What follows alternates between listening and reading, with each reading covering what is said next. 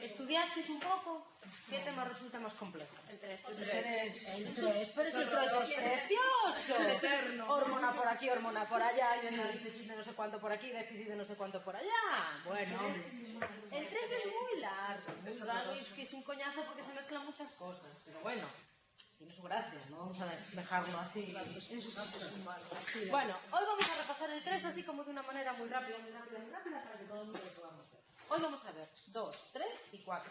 Recordar qué es dormir, diferenciación sexual y comer, ¿vale? Nos quedan emociones y hablar, lenguaje oral y lenguaje escrito para la semana que viene. Vale, ¿qué recordáis del tema 2, de dormir y soñar? Tantas cosas, sí. Me lo sé también, de arriba para abajo, de una para otra. Bueno, ¿qué recordáis de la conducta de dormir y de soñar?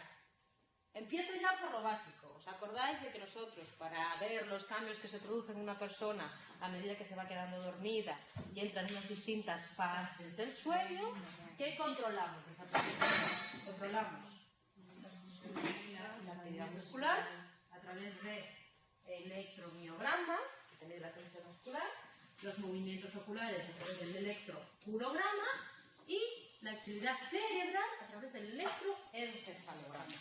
A partir de esos 3 registros, por decirlo así, nosotros podíamos distinguir en el periodo en el que yo estoy despierto y me voy quedando dormido, una serie de cambios en la actividad cerebral. Pues si estoy despierto, si estoy en un periodo de vigilia, puedo estar atento, prestando atención, resolviendo un problema matemático que requiera que yo esté muy activo, ¿vale? Eso se caracteriza por unas ondas que se llaman betas, o puedo estar despierto, pero relajado, meditando, cerrando los ojos y pensando en los pajaritos. Eso se caracteriza por una actividad cerebral que se llama alfa. ¿Qué es lo que pasa cuando yo me empiezo a dormir? Que mi actividad cerebral, mis ondas cerebrales van cambiando, primero en una fase que se llama de sueño, en una fase que se llama de sueño no REM, ¿vale? Que es lo que se llama la transición desde la vigilia hasta el sueño profundo, ¿vale? En esa actividad de sueño no REM, mis ondas cerebrales se van convirtiendo cada vez en unas ondas más espaciadas, más lentas, ¿vale? Esas ondas espaciadas y lentas se llaman ondas de frecuencia menor, actividad delta, ondas delta, como queráis llamarle, ¿vale?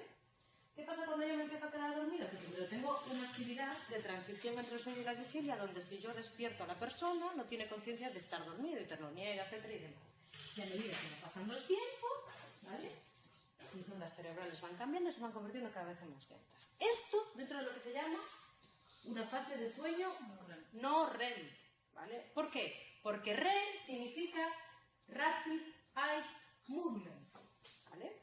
Si es una fase no REM, quiere decir que en esta fase de sueño de ondas lentas mis ojos no se mueven. ¿Cuándo se mueven rápidamente mis ojos? Cuando pasado aproximadamente 90 minutos desde que yo me quedo dormido, ¿vale? Tengo mucha actividad cerebral, mucho movimiento ocular, pero ¿qué pasa con mi tono muscular? Que es totalmente inexistente. Eso es lo que se llama sueño tipo REM. REM por Rapid Eye Movement. ¿Dónde habrá actividad cerebral? En partes de la corteza cerebral, sobre todo aquellas que se dedican a la estimación del espacio, ¿vale? Toro muscular, 0. Actividad cerebral, mucha. Movimientos oculares, muchos. ¿Bien? Entre esa fase del sueño REM y el sueño no REM se va alternando a lo largo de la noche, de tal manera que las fases del sueño REM son cada vez mayores a medida que va avanzando. ¿Bien? ¿Qué diferencia habrá también entre la parte del sueño REM y la parte del sueño no REM? ¿Cuándo se producen los sueños declarativos, esos que tienen estructura, inicio, final, desarrollo? Fase REM, ¿vale? ¿Dónde se producen las pesadillas y los terrores nocturnos de los niños, esos que no tienen sentido? En la fase no REM. ¿Veis la diferencia? Sí. Y hay una cosa que no he entendido bien, que es que esta mañana lo he estado estudiando. Bien. Es cuando, por ejemplo, decías en la clase que que cuando pasas la noche durmiendo tienes fases de entrar no REM, REM, no REM, REM. ¿Esto cómo se come? Esto es esto. O sea, tú aquí estás despierto. Sí. Primero Entras entras en no REM. en una fase, pues ya ves, toda esta fase es una fase de no REM. Sí. Pero Vale, están dormidos, pero que no... que estás sí. dormido. Tú ya has quitado la vigilia. La vigilia la dejas aquí, ¿vale? De aquí hacia abajo es sueño. ¿Vale? Pasan aproximadamente 90 minutos hasta que tú alcanzas por primera vez el sueño REM. Vale. Y después vas alternando una fase de sueño no REM, una fase de sueño REM, una fase de sueño no REM, una fase de sueño REM. Ah, o sea... ¿Vale? Yo es que pensaba que era no REM y ya luego ya era REM todo el rato. No. Por eso se ve, aquí se ve una fase de sueño REM seguida de una de no REM, REM, no REM, REM, no REM. ¿Qué pasa? Que el periodo dedicado al sueño REM siempre es mayor desde mitad de la noche hacia adelante. ¿Vale? Los espacios de sueño dedicados al sueño REM son cada día más grandes, o sea, cada vez más grandes. Pero tú los vas alternando. REM, no REM, REM, no REM. Ya. Ojo, tú para llegar al sueño REM pasas obligatoriamente por una fase de sueño no REM. Eso sí. ¿Vale? Y después tenemos, ahora veremos el mecanismo este que se llama flip-flop, ¿vale?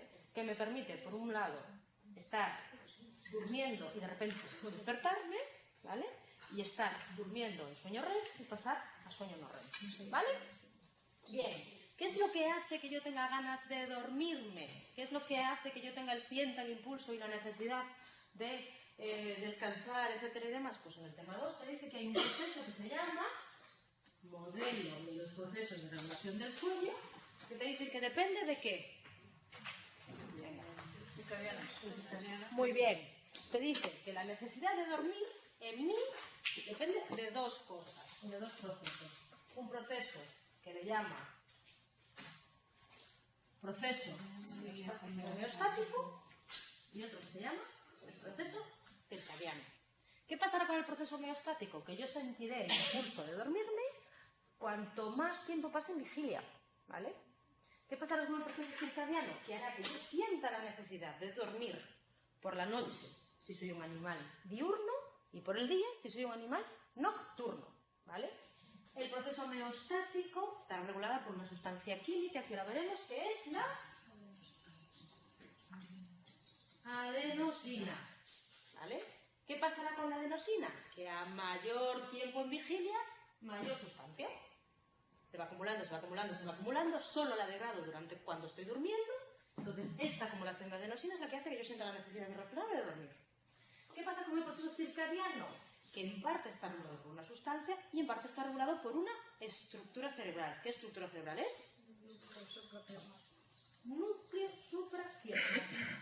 Este núcleo supraquiasmático, esta estructura, es la que le está diciendo a mi organismo, yo como animal diurno, que tengo que dormir durante la noche.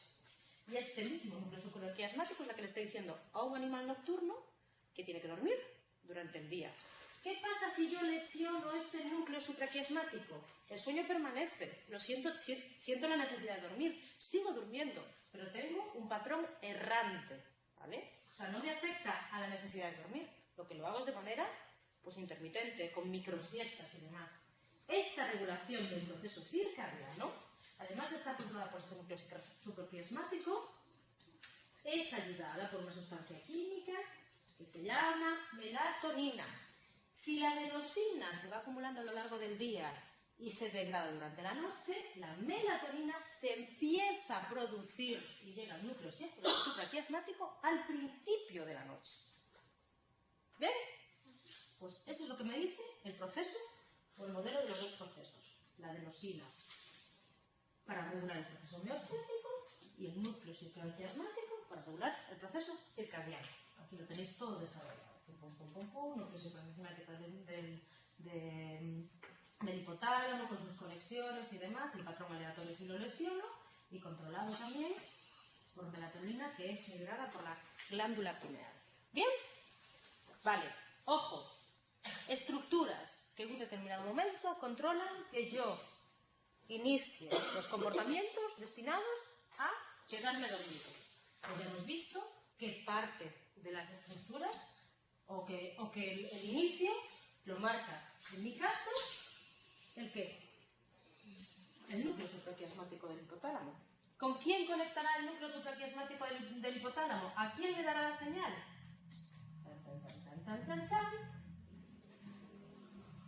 Al núcleo dorsomedial. ¿Bien? Esta conexión siempre se produce. Ah, bueno, perdón, me falta el núcleo supraquiasmático aquí. Núcleo supraquiasmático, ¿vale? Esta conexión de aquí siempre se produce. Núcleo supraquiasmático, zona subparaventricular, núcleo dorsomedial del hipotálamo. Lo que cambia es si yo le tengo que dar la señal al organismo para dormirse o si yo le tengo que dar la señal al organismo para que se despierte. Si yo lo que tengo es que dormir, paso del núcleo dorsomedial del hipotálamo al núcleo ventrolateral del área perióptica. Y de ahí a distintos núcleos diencefálicos y del tronco del encéfalo. Aquí, ¿veis cómo va bajando? Desde aquí, voy haciendo este recorrido, hasta llegar aquí. ¿Bien? ¿Qué pasa si yo le tengo que decir a mi organismo que se despierte? Que del núcleo dorsomedial del hipotálamo voy a otra zona, a las neuronas orexinágicas del hipotálamo lateral. Y de ahí, a los núcleos diencefálicos y del tronco del encéfalo. Los mismos que yo tengo que conectar o que tengo que inhibir si lo que necesito es que el organismo se quede dormido. Si yo activo estos núcleos diencefálicos, estos son los que forman lo que se llama el sistema reticular de activador ascendente y los que le dicen a mi tálamo y a mi corteza que se despierte. Si yo inactivo estos núcleos de aquí, mi organismo ¿qué hace? Se duerme. Si yo activo esta vía de aquí, me duermo, no me despierto. Si activo esta vía de aquí, ¿vale? Me duermo. Yo tengo una duda. Adelante. Del dorsomedial al ventrolateral del área perióptica son conexiones inhibitorias. No, Excitatorio. claro. tú activas esta o activas esto. Esto es lo que es inhibitorio. O sea, si inhibes estos, estás inhibiendo los mismos. Esto es excitatorio, ¿vale? Lo que es una conexión inhibitoria es esta de aquí. Vale. ¿Vale? Esto es lo que se llama el mecanismo flip-flop. Si yo activo esta vía, esta se queda desactivada. Si activo esta vía, esta se queda desactivada. De tal manera que el individuo o está despierto o está durmiendo, pero no puede estar en un estado de semivigilia. Este mismo mecanismo, solo que con otras estructuras, que yo no os la puse aquí para liaros, es lo que hace que yo pase con facilidad del sueño REM al sueño no REM. ¿Sí? Bueno, pues quedaros que para el caso de las estructuras que controlan dormir, supraquiasmático, zona subparaventricular, dorsomedial del hipotálamo. Hipotálamo lateral, si me quiero despertar, área preóptica, ventrolateral, si me quiero dormir. ¿Vale? Bien, esto con lo que se refiere a nuestro primer capítulo, a nuestro tema 2. ¿Qué recordamos del tema 3? Nada, no recordamos nada. Esto es un asco. Primates, ratas, humanos, humanos. Ratos, humanos, ratos. Sí, así andamos. Vale, bien. Sí, esto no os preocupéis, que ya cuando me den el enlace los subo. Ratas, humanos. Bueno, vamos a ir por partes, ¿vale? Primero, vamos a hablar de humanos, ¿vale? Después hablamos de ratas, después vamos a hablar de humanos, después vamos a hablar de humanos, estamos así todo el día, ¿vale? ¿Por qué? Porque hay muchísimas cosas que nosotros sabemos a partir de la experimentación con animales. Y en el caso de la conducta sexual es muy llamativa la conducta sexual de la rata. Por eso te la meten por activa y por pasiva. ¿Por qué es muy llamativa la conducta sexual de la rata? Porque yo tengo ratas machos a las que puedo feminizar, ratas hembras a las que puedo masculinizar, ratas hembras que solo tienen una conducta de extra cuando solo tienen la conducta de monta cuando están en un estado hormonal adecuado. O sea, es muy llamativa la conducta sexual de la rata, por eso sale por activa y por pasiva, ¿vale? Y por eso se estudia la influencia hormonal de las conductas sexuales de la rata. Oye, porque es un campo que tiene ahí mucho margen de maniobra. ¿Qué se estudió con los seres humanos?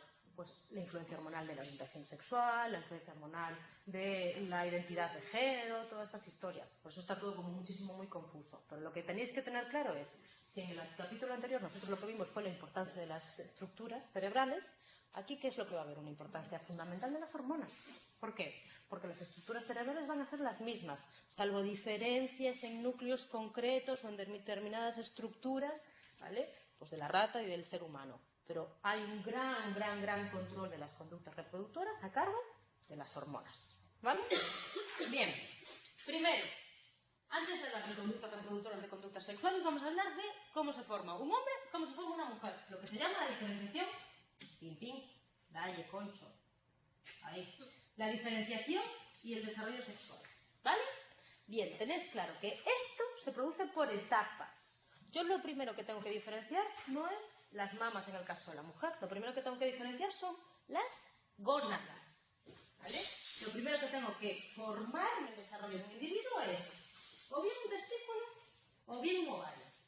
Si lo que diferencia es un testículo o lo que diferencia es un ovario, ya habrá después unas hormonas distintas en un lado o en otro, que lo que harán será que se formen los órganos sexuales internos. ¿Qué hormona que nos encanta hace este tránsito?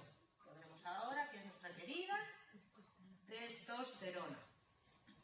Una vez que yo formo los órganos sexuales internos, tiqui, tiqui, tiqui, tiqui, ¿qué es lo que tengo después? Los genitales externos. ¿Vale? Entonces, en todo este proceso hay una bipotencialidad, o sea, de algo que es abstracto, yo puedo determinar tanto un sexo como el otro. Primero, para determinar las gónadas, ¿qué es lo que tengo? Genes, cromosomas, y en concreto, la presencia de este cromosoma de aquí, que es el cromosoma Y. Es la presencia de este cromosoma el que hace que de una célula triqui-triqui-tri indiferenciada yo sea capaz de formar un fenotipo sexual masculino. ¿Por qué? Porque ese cromosoma Y lo que tiene es un gen que se llama gen determinante del testículo, el gen SRI. ¿Bien? Ese gen SRI se fusiona con la gónada indiferenciada y hace que se exprese otro gen que se llama el gen SOX9, que hace que esas gónadas se diferencien un testículo, se formen las células del Sertoli, que son las precursoras de los espermatozoides. ¿Bien? Vale, parece que para el caso de la formación de los testículos actúa un gen principal con un gen accesorio. ¿Qué pasa para la determinación de los ovarios? Que los genes son muchísimo más complejos. Ya no es uno u otro, y es una interacción de muchos genes. ¿Vale? Gen WNT4. Si está activado este gen, quiere decir que yo lo que voy a formar es una gónada femenina. Este gen inactiva este de aquí. ¿Vale? ¿Por qué inactiva este de aquí? Porque si este está en funcionamiento, inactiva este de aquí. ¿Vale? El gen también activa este y este. ¿Por qué? Activa todos esos por esto de aquí. Ojo que en la presentación extendida del capítulo 3, esto está mal. Este gen, lo que tiene es que inactivar este de aquí. ¿Vale? ¿Por qué? Porque es inactivo. Si este está activo, impide la expresión de este. Este tiene que activar este gen de aquí, porque a su vez se activan dos. Este hace que se produzca el ovario y este hace que se inhiba el testículo. ¿Bien? ¿Veis la cadena? Entonces, así como parece que lo que es la formación del testículo solo interviene un gen principal, que es el gen SRI, con un accesorio, que es el gen SOX9, aquí es una cadena de genes, que unos inactivan otros o activan el demás. ¿Vale? Esto para lo que es la formación de ¿qué? De un ovario o de un testículo, de una gónada. Después, ¿qué es lo que hay? La formación de los órganos sexuales internos, ¿vale? Que aquí habíamos visto, que tienen una serie de, voy a ponerlo aquí, precursores, ¿vale? Lo que se llama el sistema de Wolff es el precursor de los órganos sexuales masculinos. Y el sistema de Müller será el precursor de los órganos sexuales de tipo femeninos. ¿Vale? La activación de uno o de otros dependerá de las hormonas que formen mis gónadas. Si yo formo una gónada determinada por un gen que es masculina, la testosterona hará que se desarrollen los conductos de Wolff. Y la hormona antimülleriana hará que no se desarrolle el sistema de Müller. ¿Qué pasa si mi gónada es femenina? Que tengo una serie de genes que ya los vimos antes, junto con la ausencia de testosterona, que hace que se forme un órgano sexual interno que femenino, ¿vale? Tercera parte, ahora necesito los órganos sexuales externos. En un espacio diferenciado se observan tres estructuras, triqui, triqui, triqui, triqui, tri, el estadio diferenciado se mantiene hasta que la cloaca se divide en tal, otra vez acción hormonal, nuestra querida testosterona, triqui, triqui, triqui, triqui, tri, hace que se forme el órgano sexual externo masculino. La ausencia de esa... Eso que pone ahí es testosterona, igual, exactamente. Sí, esto es un precursor de la testosterona. Esto se sintetiza a partir de ella, ¿eh? Ah, vale. Bien. Un derivado de la testosterona hace que se forme el órgano sexual masculino. Los estrógenos hacen que se forme a partir de los conductos del Müller, pim, pim, pim, pam, pam, pam, pam, pam, pam, pam, pam, pam, pam, pam, un órgano sexual que femenino. Bien. Vale. Chicos, toda esta diferenciación a nivel de órganos sexuales internos, órganos sexuales externos, ¿vale? Va aparejada a una diferenciación cerebral, ¿vale? Que esto es lo que vamos a ver ahora con calma, ¿vale? Ojo, esa diferenciación de estructuras cerebrales la tenemos presente tanto en seres humanos, ¿vale?, como en animales. Lo que pasa es que en animales está muchísimo más, por decirlo así, magnificada. ¿Por qué? Porque recordar que las ratas utilizan mucho su sistema olfativo, y en el caso de las ratas necesitan ese sistema olfativo muchísimo más desarrollado en los hombres. ¿Para qué? Para captar feromonas y estado hormonal de esas ratas, para saber si ellas están en estro, etcétera y demás, ¿vale? En el caso de los seres humanos tendremos, por decirlo así, pues una rémora de esa diferenciación de estructuras, pero no está tan latente a la diferenciación a lo mejor de núcleos concretos, ¿vale? Pero ya no tenemos un sistema tan extendido, diferenciado entre hombres y mujeres, ¿vale? Bueno, estas son las hipótesis de activación, el mecanismo de ¿vale? ¿Qué es lo que tendremos aquí? Esto también es teoría. Bueno, ¿qué es lo que tendremos aquí? Vale. Tendremos un patrón macho y hembra, si lo que tengo es mayor esa estructura, en los machos. Y tendré un patrón hembra versus macho, si lo que tengo es una mayor presencia de esa estructura, ¿en qué? En las hembras. Si no hay diferencia en los núcleos en cuanto a su tamaño, se dice que esos núcleos son isomorfos. Ejemplo de ese dimorfismo de distintas estructuras. Núcleo de la estría terminal. Ese núcleo de la estría terminal, si yo me centro en la región medial posterior, lo que tendré será una predominancia del macho sobre la hembra. Mientras que si yo me centro en la parte más lateral, tendré una predominancia de la hembra con respecto del macho. ¿Bien? Esto es muchísimo, muchísimo, muchísimo más evidente cuando yo lo que estudio es el sistema vomeronasal, ¿vale? Tiqui, tiqui, tiqui. En las ratas.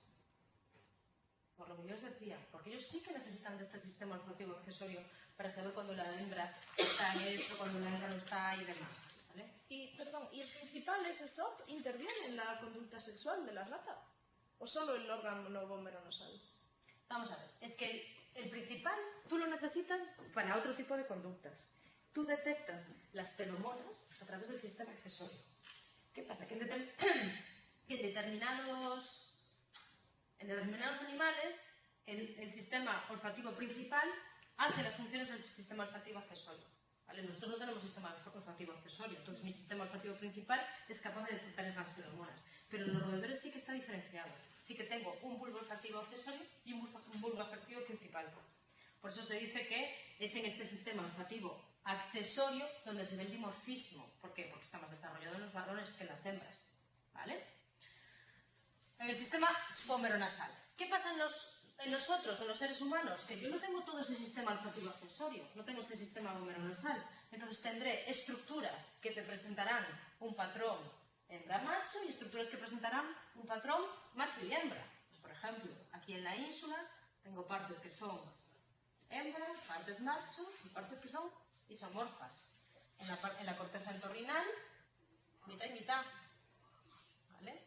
Mitad esta predominancia del macho sobre la hembra, mitad es isomorfa, ¿vale? ¿Veis cómo va evolucionando? Pues en el sistema neuronal de la rata sí que era necesaria esa diferenciación. En el dimorfismo del sistema olfativo humano ya no hay un sistema humeronasal sino por sí, sino estructuras, o sea, núcleos aislados.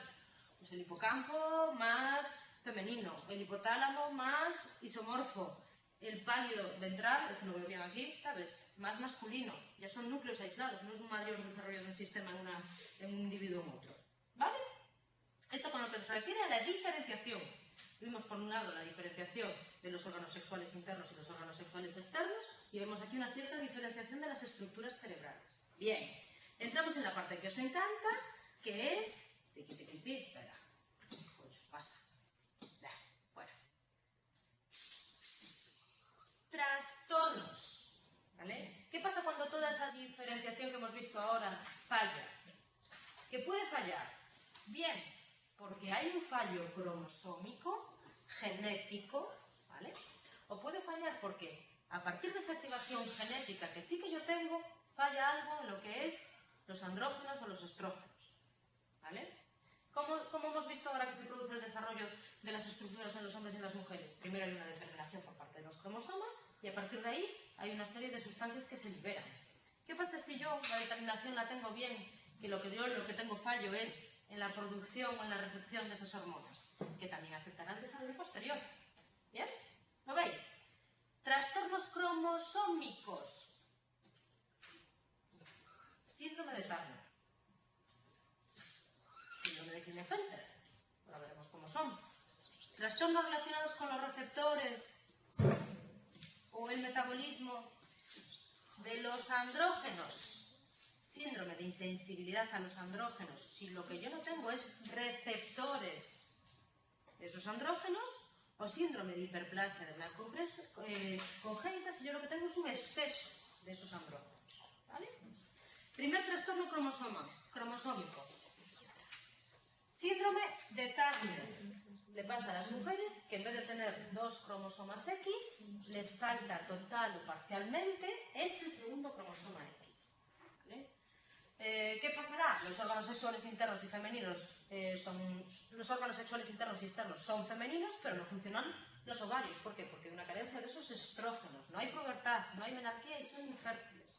Puedo llegar a producir la pubertad a través de un tratamiento hormonal, pero siguen siendo infértiles. ¿Les afecta solo a lo que es el desarrollo de los órganos sexuales? No, les afecta también a lo que es la distribución de las estructuras cerebrales. Tienen bilateralmente menos sustancia gris en las circunvoluciones procentral y postcentral y en el lóbulo parietal, tienen un mayor volumen de la ínsula, pim, pam, pum, pam, pum. Dificultades en las habilidades espaciales y la memoria verbal. ¿Vale? Esto en un déficit cromosómico de las mujeres. ¿Vale? Cuando yo, en vez de tener los 2 cromosomas X, ¿vale? Tengo un solo cromosoma y otro parcial o totalmente borrado. ¿Bien?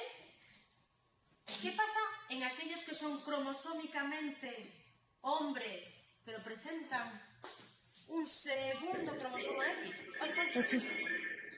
¡Hola tú! ¡Hola! ¡Bienvenidos!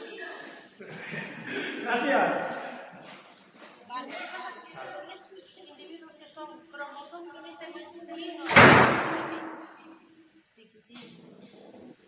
Un extra de cromosomas femeninos. Síndrome de características masculinas, características femeninas. ¿Por qué? Porque yo el cromosoma Y lo sigo teniendo.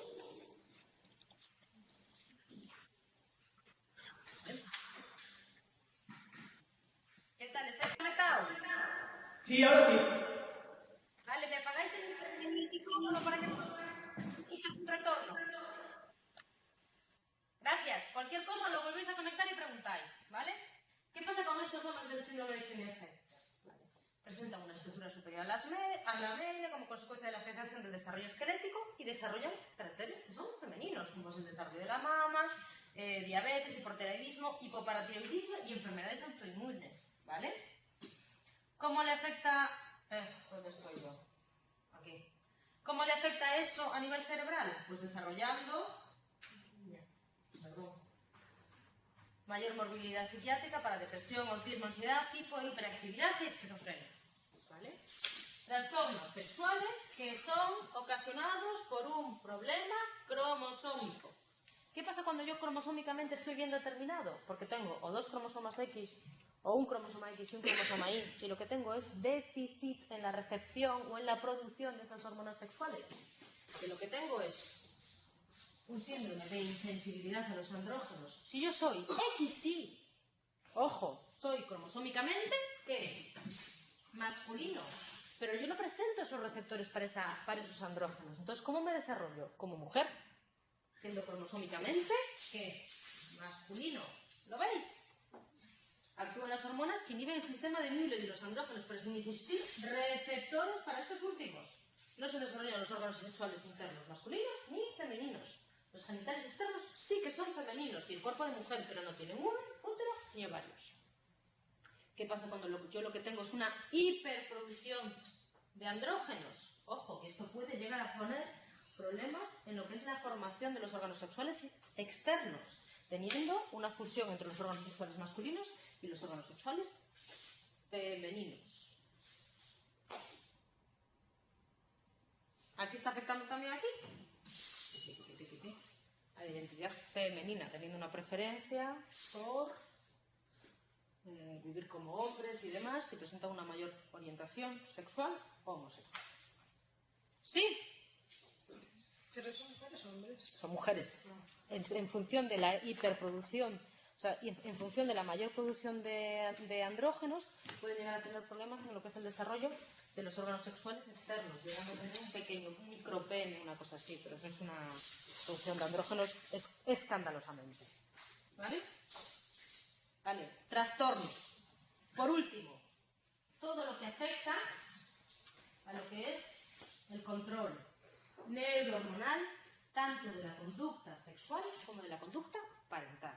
Y aquí es donde ya es olvidaros de estructuras y centraros en hormonas. ¿Por qué? Porque esto del control neurohormonal de la conducta, tanto de la conducta sexual como de la conducta parental, sí que lo tienen muy estudiado en lo que es las ratas. Y hablan de cómo aumenta la conducta parental en función de si una rata que está virgen la pongo en contacto con crías. ¿Os acordáis de todo ese proceso? ¿Vale? Pues esto es lo que vamos a ver ahora. Hola. En el caso de control de la conducta neurohormonal de la conducta sexual de la hembra, tenéis que saber que cambia en función de si estoy hablando de roedores, si estoy hablando de primates y de si estoy hablando de humanos. ¿Vale? En el caso de roedores, el estado hormonal puede llegar a impedir la conducta sexual. En el caso de primates, el estado hormonal afecta a la motivación. Habían estudiado los índices de hormonas y veían que a mayores índices de tal, aumentaba el contacto, entre los miembros de una especie, pum, pum, pum. Y en el caso de humanos, lo que hay es una afectación del deseo sexual. ¿Vale? ¿Sí? ¿Qué han observado también? Que hay una función organizadora de las hormonas durante la gestación y la época perinatal, que lo vamos a ver a continuación. ¿Vale? En el sentido de que la testosterona parece impedir la conducta parental. Bien. ¿Qué pasa en el caso del control neural de la conducta sexual de la hembra? Que aquí sí que se estudia una conducta concreta, que es la de lordosis de las ratas. Por eso están hablando de un control medular, bulbopuntino, mesencefálico, hipotalámico y prosencefálico, ¿vale? Pero todo referido a esta conducta de aquí. Y te dicen que hay un control medular vulvaropompino porque la rata tiene que tener receptores sensoriales al final de la columna, que estén controlando la conexión con las patas del macho, etcétera y demás, ¿vale? En lo que es la activación hormonal, sí que estudian el efecto activador de las hormonas en las distintas especies. En lo que es el control neuronal, sí que se estudia específicamente a la rata. ¿Sí? Vale. ¿Qué pasa con la cosa del macho? Macho, ¿qué decís, macho? Que no hay un impedimento de la conducta sexual como hay en las razas hembras, ¿vale? La testosterona se mantiene más o menos estable, ¿vale? Lo que sí parece estar afectando son los niveles de testosterona a lo que es la respuesta sexual del macho, que después os hablan también de estudios con seres humanos, etcétera y demás, de que los niveles de testosterona se mantienen más o menos estables a lo largo del ciclo vital, pero menor cantidades de testosterona hacen una respuesta sexual en individuos jóvenes, y a medida que va aumentando la edad necesitas más cantidad de testosterona para producir la misma respuesta sexual, ¿vale?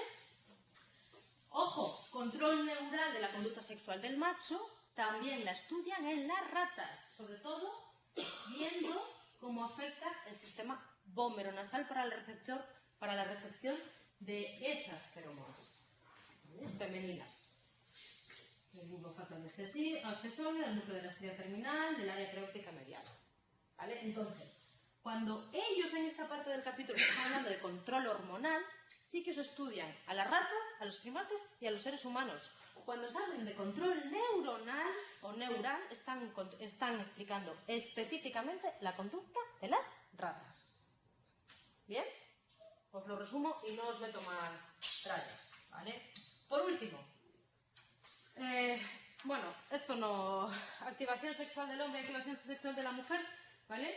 Es cuando nosotros habíamos visto las distintas regiones que se activaban, cerebrales, en función de si un hombre veía estímulos que consideraba atractivos y demás, jugaban mucho con aquellos estímulos que el hombre consideraba atractivos, si era un hombre homosexual, si era un hombre heterosexual, si era una mujer homosexual, si era una mujer bisexual. Recordad todo eso de los distintos patrones de activación que decían, oye, pues en el caso de los hombres parece que se activa la corteza occipital lateral, temporal, lateral inferior y ta.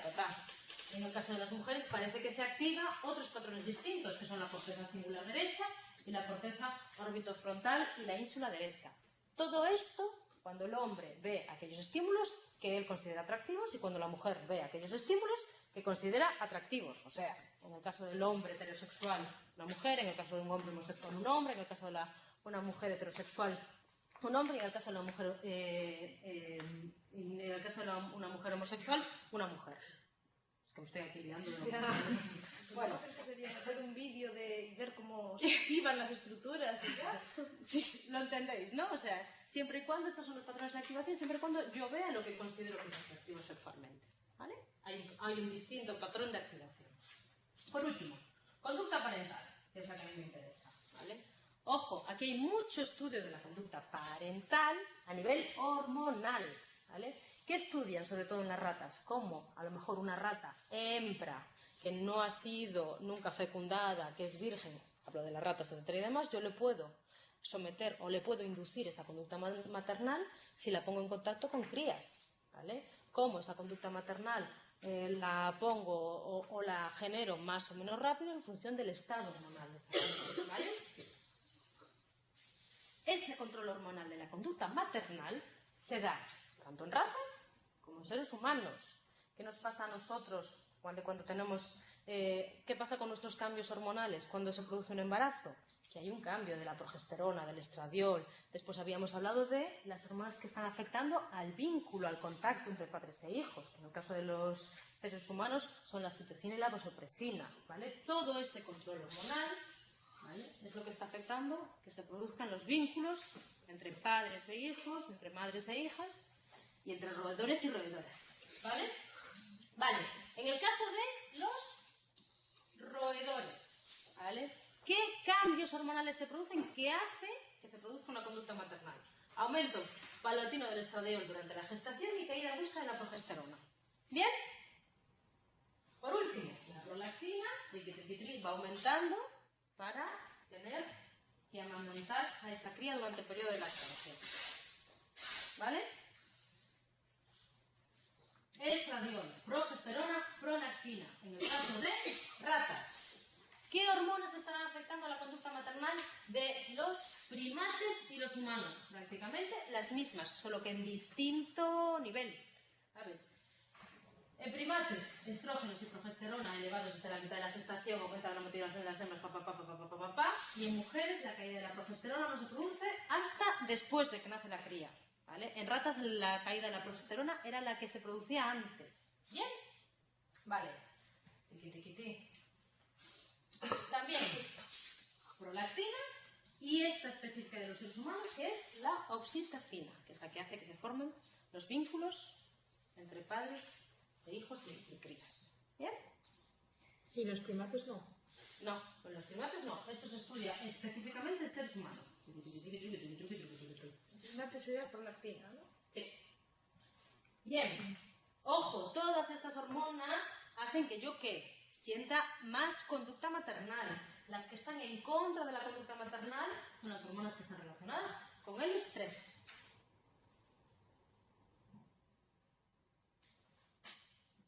Vale. ¿Qué mecanismos cerebrales estarán detrás de esa conducta maternal?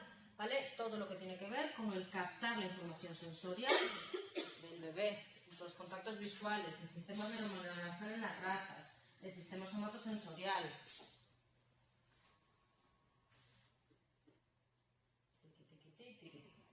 Bien, me paso al último tema.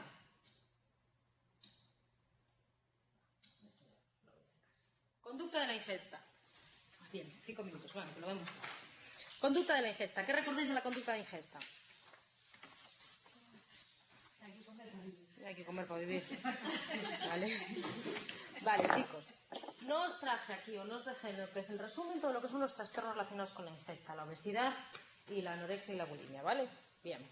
¿Qué tenéis que recordar? Yo necesito ingerir alimentos para mantenerme vivo, ¿vale? Distintos tipos de alimentos, hidrato de carbono, proteínas, sales minerales, etcétera y tal, vitaminas en distintas cantidades, ¿vale? Y todo lo que yo no como en un determinado momento lo almaceno. Todo lo que me sobra para hacer el día a día, o lo que se llama basal, ¿cómo se llama? Metabolismo basal. Todo lo que no necesito para cumplir mis necesidades básicas, como para cubrir mi metabolismo basal, lo almaceno. Lo puedo almacenar bien a corto plazo, bien a largo plazo. Bien a corto plazo, ¿en dónde? En mi hígado, sobre todo, y en mis músculos, y a largo plazo, en mi tejido adiposo, ¿vale? Bueno, pues tiene que haber algún tipo de señal que esté sabiendo cuánto tengo en un determinado almacén, cuánto no, etcétera, y sobre todo, cuánto tengo en mi estómago en un determinado momento, que haga que mi cuerpo o bien sienta la necesidad de comer, o bien que una vez que está comiendo, sienta la necesidad de parar, ¿vale? Esas señales que le llegan a mi cuerpo, o que llegan a mi encéfalo para iniciar la conducta de comida o para parar, pueden ser periféricas. Oye, yo estoy habituado a comer 3 veces al día. Pues una señal periférica que a mí me esté impulsando a comer es que sean las 2 de la tarde y que no haya comido nada desde el desayuno, ¿vale?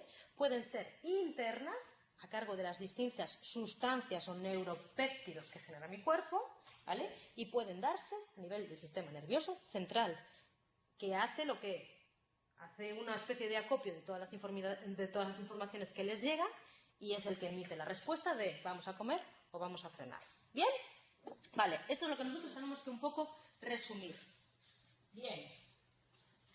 ¿De dónde le llega la señal? A mi sistema nervioso central. Parte del estómago, ¿vale? Con una sustancia que ahora veremos que se llama la grelina. Parte del intestino, con otra sustancia que se llama la colecistoquinina. Y parte del páncreas. ¿Por qué? Porque en el páncreas es donde yo acumulo esas sustancias que me sobran. ¿Bien? Si me sobra glucosa, la transformo en glucógeno mediante la insulina. Y si necesito coger ese glucógeno y transformarlo en glucosa, porque es lo que comen mis neuronas, necesito otra sustancia que se llama glucagón. Entonces, la grelina secretada por el estómago, la colecistoquinina secretada por mi intestino y sobre todo la insulina le estarán dando señales a mi cuerpo de cómo estoy de nutrientes. Esto a corto plazo. ¿Qué pasa a largo plazo? Que yo almaceno triglicéridos, etcétera y demás, y que en este tejido adiposo tengo otra sustancia que me da la señal de cómo está, que es la leptina. Déficits en esta leptina o en los receptores de la leptina estarán detrás de un tipo especial de obesidad, lo cual me está diciendo que esta sustancia en un determinado momento puede generar problemas a la hora de ingerir y de consumir alimentos, ¿vale? Señales que me están diciendo o a dónde llegan esas señales o esas sustancias para controlar la ingesta. ¿Qué pasa si yo lo que quiero es empezar a comer? ¿Vale? Mi páncreas tendrá muy poca insulina. ¿Por qué? Porque a mayor insulina, más glucosa que yo transformo, más alimento hay. Mi tejido adiposo tendrá poca leptina. Esa señal le llega a una estructura específica del encéfalo que se llama núcleo arcuato. Y que igual que en el caso de dormir teníamos que memorizar el núcleo supraquiasmático, la zona subparaventricular y demás, aquí la estructura principal que integra todas las señales de ingesta y que me dice que tengo que comer y que no tengo que comer, es el núcleo arcuato. ¿Vale? Cuando estos niveles son bajos, el núcleo arcuato activa esta vía de aquí, el ara perifornical y el hipotálamo lateral, y activa esta vía de aquí. Esto sí que es excitatorio. ¿Por qué? Porque la activación de esta vía, impide que se segreguen hormona tirotropina y oxitocina, que son anorexígenos, que hacen que impiden o que hacen que yo no sienta esa necesidad de comer.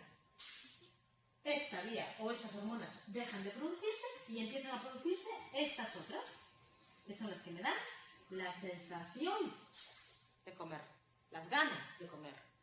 Ojo, insulina, leptina, secretadas por el páncreas y por el tejido adiposo, pero yo había hablado también de la grelina, secretada por mi sistema digestivo. Esa grelina también llega al núcleo arcuato, bien de manera directa o bien mediante la conexión que tiene con el nervio vago, el núcleo del tracto solitario, para activar la misma estructura de antes. Esto si yo siento la necesidad de comer. ¿Qué pasa si yo quiero dejar de comer? Ojo, eso quiere decir que tengo colecistoquinina en mi intestino delgado, ¿vale? Porque la colecistoquinina se produce para degradar esos alimentos. Los niveles de insulina son altos. ¿Por qué? Porque tengo alimentos, esa glucosa que la tengo que transformar para almacenarla. Y la leptina también es alta. Esas señales también le llegan a la misma estructura, que es el núcleo arcuato, ¿vale? Para impedir que tenga las ganas de comer y tener la sensación de saciedad. ¿Lo veis? ¿Tú y cómo vais? Bien. Bien. ¿Vale? Ojo, además de todo esto, ya os lo dejo aquí separado, que es la señal de saciedad, provoca que unas se activen, las otras no se activen, etcétera y demás. Para mí los alimentos tienen un valor reforzante. ¿Dónde está? ¿Vale? Tengo que activar esos sistemas de recompensa, que están principalmente localizados aquí. ¿Por qué? Porque yo siento la necesidad de comer porque la última comida que tuve o el último alimento que ingerí fue placentero. Entonces, tiene un valor de recompensa. Por eso se dice que determinados trastornos alimentarios pueden ser considerados en plan ciertas drogadicciones, pim, pim, pim, pam, pam, pam, pam, pam, pam, pam. Todas estas señales, tanto las señales sensoriales de los alimentos, las señales de ingesta, las señales de recompensa y demás, todas llegan para ser sintetizadas aquí, en el hipotálamo lateral.